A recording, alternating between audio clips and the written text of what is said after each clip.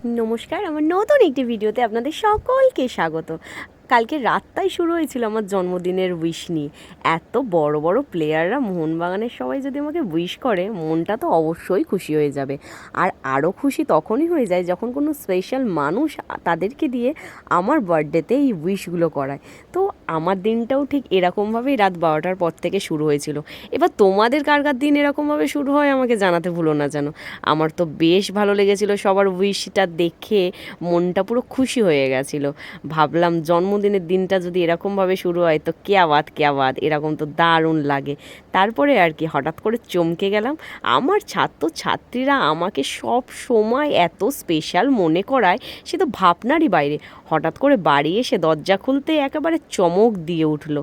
এত সুন্দর করে ডেকোরেশন করা, সাজানো, কেক আনা, তারপরে আর কি ওদের মন রাখতে সবাই মিলে আনন্দ করে বার্থডে সেলিব্রেশনটা স্টার্ট হয়েই গেল। এবার দেখো, আমার তো ভীষণ এটা জীবনের সবথেকে বড় একটা পাওয়া।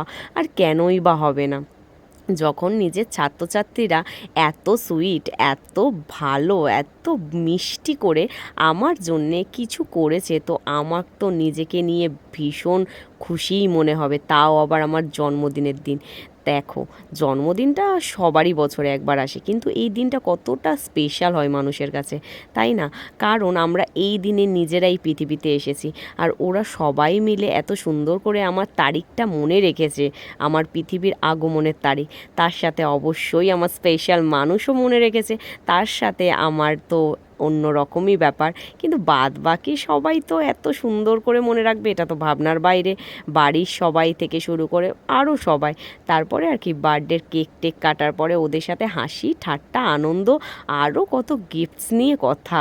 ওদের তো কথা শেষই হয় না। জানো তো, ওদের কাছ থেকে আমি নয় প্রতিটা মুহূর্তে কিছু না কিছু শিখি। জীবন যে এত সুন্দর, এতটা অনুভূতিদায়ক, ওদের সাথে না মিশলে, ওদেরকে না পেলে হয়তো জানতামই না। শিক্ষক যে শুধু শেখায় তা নয়, জানো তো, শিক্ষক নিজেও অনেক কিছু শেখে।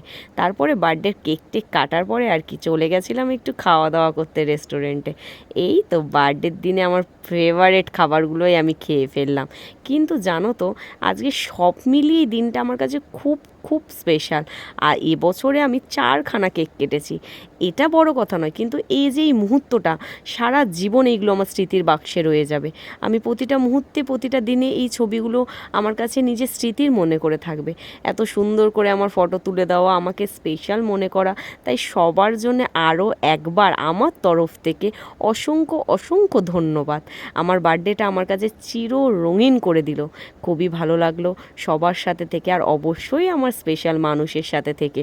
আমার স্পেশাল মানুষ তো আমাকে ভীষণ ভালোবাসা দিয়েছে, অনেক উপহারও দিয়েছে, বার্থডেটা সেলিব্রেশনও করিয়েছে। কিন্তু জানো তো, প্রতিটা মুহূর্তে মানুষের এই যে ভালোবাসা, এই যে অনুভূতি, এটাই অনেক। আমি খুব খুশি হয়েছি, আমার তো খুবই ভালো লেগেছে। এইবার দেখো আমার গিফটসের পালা। খাটে তো রাখার জায়গাই নেই, এত বড় একটা গিফট।